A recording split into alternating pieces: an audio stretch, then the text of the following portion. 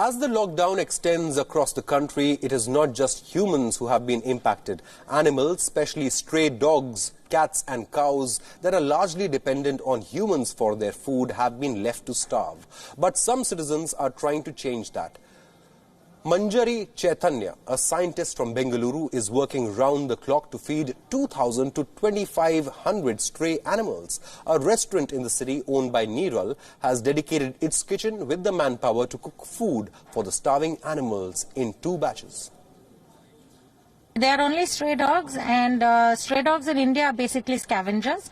So they live off leftovers thrown out from people who don't have proper access to disposing garbage like us, who just leave out extras from their house, or they eat out of garbage dumps. Basically, they're scavengers.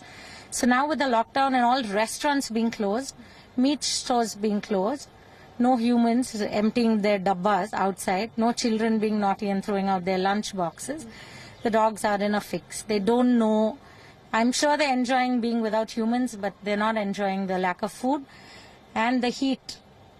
So whatever even is left out putrefies and rots very fast because it's summer. It wouldn't have been as tragic for the dogs, not for corona if it was winter. But yeah, the dogs are struggling. And so this food goes out. Feeders, we've identified feeders from areas close by. Some of them come pick up from here. Firstly, the kids who are going out to give dog food are no more going out. Number one. Number two, the wastage has been very organized finally by the government, because of which the dogs are not getting food. That's the second cause. Also, the people who are working used to dump their tiffins or food here and there. People smoking at cigarette shops used to give biscuits to dogs. So these are all the ways of feeding dogs. But henceforth now, due to lockdown, people are at home and dogs are just not getting the right kind of food to survive the day. Despite the lockdown, the kitchen staff and volunteers work all day to cook food and supply it to different parts of the city. The food supplies are entirely crowd-funded, donated by animal lovers who don't want the strays to go hungry. It's more like a mixed bag of volunteers. So there are people who work corporate lives, who work from home, and in the evening they go out and they feed their dogs. And there are a lot of people who also work a lot in animal welfare.